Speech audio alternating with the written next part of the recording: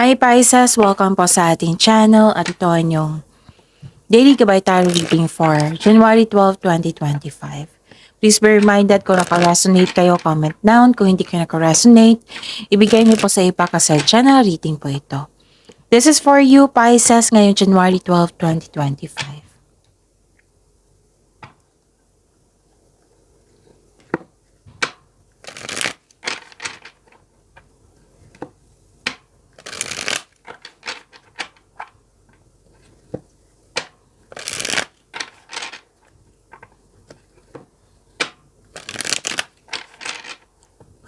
Para po ito sa inyo Pisces ngayong January 12, 2025. Maraming salamat po sa inyong patuloy na suporta at maraming salamat din po sa mga hindi nag-skip ng ads. Gamitin ang reading na ito bilang gabay lamang sa mga hindi pa nag-subscribe. Subscribe na po kayo at click bell notification para malaman nyo na may bago tayong video. Para sa mga gustong magpa-reading po, may lumabas dyan sa screen nyo ngayon. Panoorin nyo po at sundin ang instruction. Calling the attention sa mga suki ko dito na Pisces, open na po inyong Monte Gabay Tarot reading for January 2025. May 6 months from now reading tayo at love life reading po. So message me Pisces for schedule. Maraming salamat po. Spirits Guide, mga ganap pa para kay Pisces ngayong January 12, 2025. I need 3 cards po.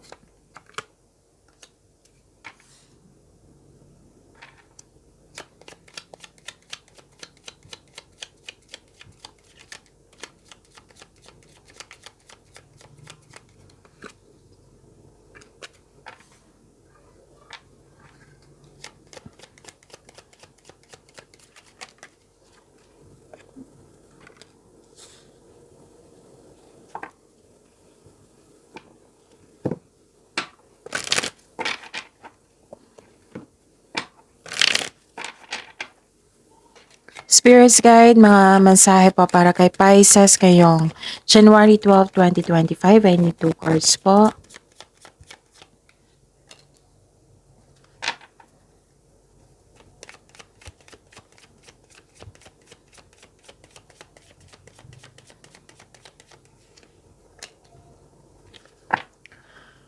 Okay. Ngayon January 12, 2025 para po kay Pisces. Wow, ang ganda. Pisces, ang ganda po. Good luck, good karma, things going your way, may positive opportunities, and nakita ko yung happiness mo dito. Yes. Nakita ko din dito may recognition and nakita ko rin dito success and recognition po. Nakikita ko po. So, claim nyo po ito, Pisces. And may nag-uusap na magkakapatid or kaibigan mo na para mong kapatid. Nag-uusap po kayo. And may feeling kayo ngayon na excited. Excited po kayo. And sabi po ng card nyo dito, wag po daw maniwala agad sa chismis. Alamin nyo muna kung totoo ba yan or hindi. Love is blooming. Nakita ko dito na binigyan mo ng oras sa inyong sarili. You love yourself more. Nakita ko dito yung attraction, affection, and romance. So, the power to heal the earth is within you. So, may blessing dito, na healing. So, claim nyo yan. Wow! So, this is a clarification of your card here na new opportunities. Diba may sabi ako sa inyo na positive opportunities? Andito. New opportunities and choices are opening to you now. Claim them, Pisces. Wow! Ang ganda. Spirits Guide, ano po yung energy ni Pisces ngayong January 12, 2025?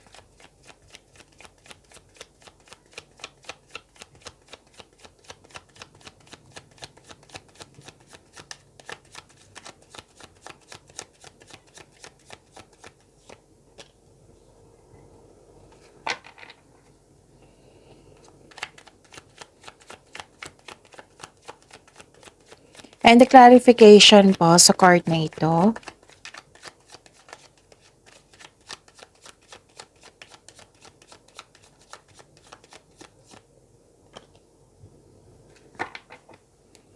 Okay, sa mga may oras dyan, kung gusto nyo po, panoorin nyo po yung 2025 tarot reading nyo po.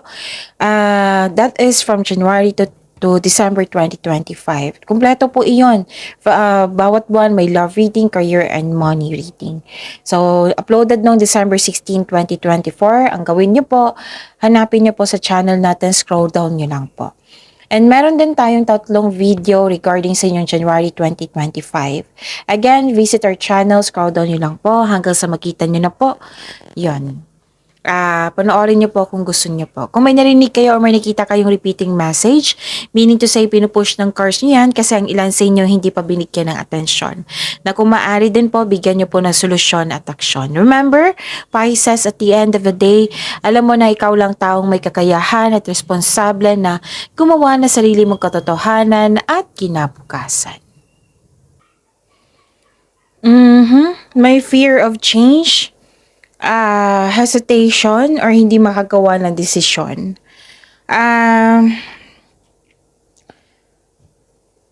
This is also means takot kang mag-move forward or takot ka sa mga challenges na na-encounter mo. Pwede din may hesitation to move out from your comfort zone. Yung may plano ka na pero nagkaroon ng hesitation na bigyan ng action. Kumbaga, may solid plan ka na pero hindi mo pa ginagawa. Kumbaga, mamaya na. Ayun. So, yun. Nakita ko dito na overcome mo yung obstacles, challenges, struggles. Nakita ko dito na nagkaroon ng self-assurance, confidence, resilience. Yes, you have inner power. Maging matatag ka sa sandaling ito dahil ma-overcome mo yung struggles or challenges mo ngayon. So this card asks you na harapin mo yung fears, struggles, or challenges kasi iwasan mo ito at mag-move forward ka with courage. So though you don't know your own strength until it is tested, Pisces. So feel your fears and take action anyway. Okay? So you have to be confident. Labas ka din sa comfort zone mo. Kasi sa labas ng comfort zone, may success. Right? Walang success sa loob ng comfort zone. Okay? So, yun.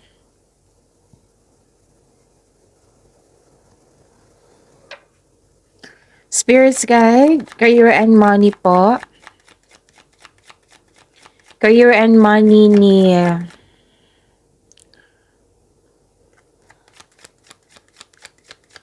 Pisces ngayong January 12, 2025.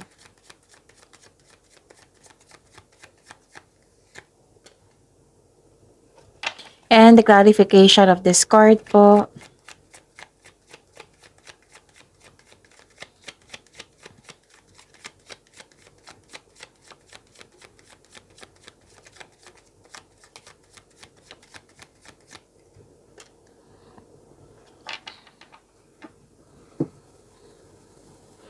Okay, nasunod yung gusto mo dito. Maaring nakagawa na kayo ng desisyon dito. Kasi nakita ko dito na kampante ka na. You're very inspired. Dalawang card na sabi dito na bumalik yung confidence mo. Yung may ganap na success. Na mahigit pa to sa success eh. This is victory. So this is the clarification of your card here sa oracle and lumabas dito sa tarot card nyo na may victory. May mahigit pa sa success. Okay, na-control mo na yung sitwasyon dyan, yung career mo, yung money, or yung emotions mo. Na kampante ka na sa kung ano ang sitwasyon ka na meron kayo ngayon. So, maaring may malaking influence na isang lalaki, pwedeng isang lalaki ito ha, or pwede din babae na, pero most likely to lalaki to na magbibigay siya ng pwedeng inspiration, motivation, or tulong sa inyo. Influence, malaking influence niya sa araw na ito. Pwede din kayo ito na malaking influence mo, yung marami kayong ginagawa ngayon. Oo. Tapos, own your space with confidence. Okay? Parang nagbi-build ka ng rules dito. And nakita ko rin dito na nagkaroon po kayo ng concern sa isang hindi marunong magbigay halaga sa career, sa money, hindi marunong mag-handle ng money. Parang ilang beses na tong nakikita ko dito, Pisces, na ito yung concern mo. Parang kahapon meron din ito. Basta may nakikita ko dito na repeating message din ito sa yung nakaraang reading. So may tao talaga na nagbigay ng sakit ng ulo sa inyo na Hindi siya maasahan, hindi marunong mag-handle ng money, hindi nagbigay ng halaga sa career and money, may selos. May selos po na ganap. Instead of getting angry, have a conversation of this person about expectation mo and make adjustment where necessary. So, may tao din na, kaya pala hindi kayo makagawa ng desisyon kasi may tao nanghihimasok sa inyong desisyon. Isa din yan sa dahilan na naguguluhan kayo. Okay? So, yun. Spirits guide, love life, self-love, partnership, and romance ni Pisces ngayong January 12, 2025.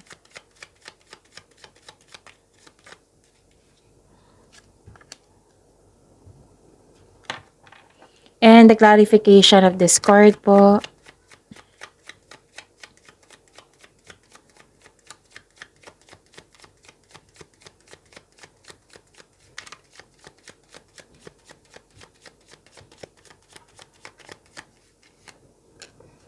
Maraming salamat po sa patuloy na tiwala, suporta sa ating channel. At maraming salamat din po sa mga hindi nag-skip ng ads. Okay? May temptation akong nakikita dito, Pisces. May temptation akong nakikita dito. May toxic na tao or toxic connection sa isang tao or hindi kayo nagkaroon ng unhealthy connection. Okay? Pwede din may ganap na naging lust over love or nagkaroon ng controlling partner or sa isang tao na parati mong kasama. Pwede din na may reminder card nyo dito na pwedeng concern mo ito or pwedeng concern ito sa iyo na may isang pastime na maaring maging bisyo kaya kailangan ng time for reflection dito para maiwasan ito ng maaga. Okay? Pwede din na naka-receive kayo ng complaint na sobra ka na sa trabaho, wala ka ng panahon sa pamilya, sa sarili.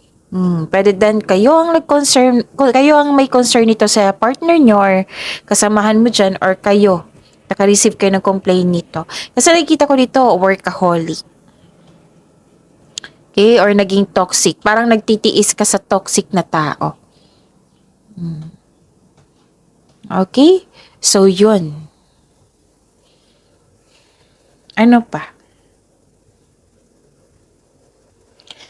Okay, may disbalance talaga. Dalawang card na sabi dito na may disbalance sa isang tao, hindi magandang connection nyo. Isip-isip mo siya ngayon, hindi nagkasundo, nagkaroon ng conflict of interest, naging impatient. Okay, hindi stable yung emotion. So may unfair treatment dito. Pwede may problema sa kaperahan or problema nyo, nagkaroon kayo ng problema sa pera, na hindi kayo nagkasundo, nag-struggle ka sa changes dahil nag-look back ka sa nakaraan, hindi ka maka-let go. So, sabi ng card dito, the advice is try to look at what you need now in the present. Pero don't worry you are guided to find peace. Basta may willingness lang to move forward po. Okay, kailangan nito para maka-let go ka na nito. Kasi kung magsistay ka sa ganito na para sa isang sitwasyon or sa naalala mo sa nakaraan, walang pagbabago na mangyayari. So yun you have to let go and move forward. Pero may nasabi naman dito na ma-overcome mo ito. So kailangan mo lang i-process.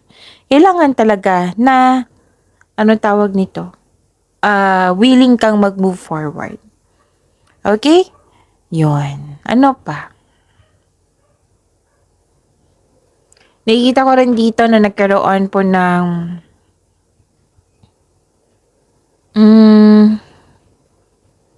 okay. Para sa mga single, have a confidence at labas din kayo sa comfort zone mo. Upang sa gayo you have a chance to meet new people. Para sa mga may relasyon sa buhay mag-asawa, share your opinion o problem sa inyong partner. Para alam din niya yung adjustment mo. Kasi teamwork yan relasyon. kahit mag-asawa, teamwork yan. Kailangan alam din niya para malay mo, hindi niya alam na nahihirapan ka or na sadyang manhid lang yung taong yun, di ba? So, kailangan yun ng pag-uusap. Kailangan yung maggawa ng adjustment para magkasundo kayong dalawa. Teamwork yan eh. Hindi pwedeng ang isa palaging sinusunod mo, yung gusto mo, masunod yung gusto mo, or siya. Diba? Teamwork yan. Dapat kayong dalawa nagkasundo. Okay? Na rather than yung partner mo na hindi niya, pwedeng sa partner ito or sa palagi mong kasama na hindi naging sensitive yung palagay na sa inyong sitwasyon, sa inyong connection, sa inyong relasyon, without knowing na nasaktan ka na pala. So, kailangan nitong pag-usapan nyo ng mabuti. At magkaroon ng pagkasundo. Yung adjustment para, yun, kayong dalawa talaga. Para hindi pwedeng kayo lang masunod. Siyempre, relasyon yan, teamwork yan. Hindi din pwede na siya masunod. Kayong dalawa mismo mag-uusap. Kung agree ba siya, kung tutol siya, then mag-usay, hanap kayo ng paraan para magkasundo kayo.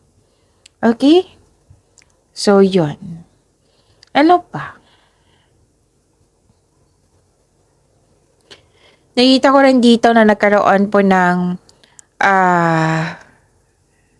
okay, sa mga single kasi this is a repeating message. You should take a chance on love. Huwag kayong matakot ma-in love ulit. Kung hindi pa, kasi usually kung matakot ka, meaning to say, hindi ka pa naka-move forward sa inyong nakaraan. So, ano yung gawin mo? You have to forgive yourself sa mga nangyari sa nakaraan. You forgive the situation and forgive this person kahit na hindi na kailangan mag-usap. Okay, you can forgive this person through your mind and heart para magkaroon kayo ng peace of mind. Importante talaga to para maka-move forward kayo. Kasi kung hindi nyo gagawin yan, parating na lang yan mararamdaman mo. Yung maalala mo yung nakaraan, na mapanghinaan ka ng loob kasi nga nangyari to sa iyo. Nakaraan na yan eh. Oo, kunin mo na lamang yung learnings mo sa nakaraan. Yung wisdom message ng universe sa iyo sa mga nangyari sa nakaraan. Yan yung kunin mo para awareness. Oo, awareness po ito. And learning sa nakaraan eh. Kaya nga may mga nangyari na kahit hindi natin gusto, tapos may natapos, may matutunan talaga tayo niyan. Realization po. Okay, so yun. Ano pa? Sa mga may relasyon, sa buhay mag-asawa, mukhang may tampuhan kayo the other day. So the advice is leave the past behind. It's never too late to begin again. Mag-usap at magpatawad. Yan lang talaga. Pinupush ng cards nyo eh. Oo, kaya pala love is blooming dito kasi pinupush ng cards nyo dito na regarding about sa inyong love life. Okay? So ano pa?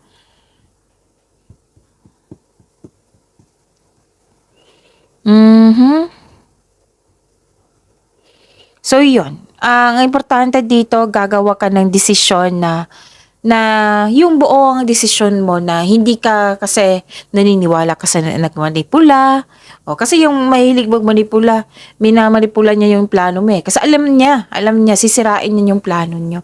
At siya din yung dahilan na mag-hesitate ka kasi sinisiran yan eh. So, better na pakinggan mo yung sarili mo, lalo na yung intuition mo. Kung hindi nyo alam kung paano mag-connect sa inyong intuition, isearch nyo po sa Google on how to connect to your intuition. Kasi maraming paraan po iyan. Okay? So, if I were you, mag-focus kayo sa opportunities na dumating sa inyo. Kasi na dito, new opportunities and choices are opening to you now. I-claim nyo po ito. And, yun. You have to accept the reality. Let go mo sana hindi na na-exist. You have to live in the present po para may better outcome sa future. Para may harvest time tayo. Okay? Kasi may binigay dito na healing. May binigay na blessing sa inyo. Diba sabi dito kanina, you are divinely guided. Basta po, may willingness lang to move forward. Bitawan niyo na po yung nakaraan. Kasi deserve mo maging happy. Deserve niyo po yung new beginning. New beginning is a new chances for your life. Okay. So, yun. Ang daming blessings dito, Diyan na lang yung mag-focus tapos pagyamanin nyo. Okay? Again, okay? Pagyamanin niyo po yung blessings sa binigay sa inyo. Pisces, see you tomorrow. Please like, subscribe, and click the button for notification para updated po kayo sa daily tarot reading natin. Maraming salamat.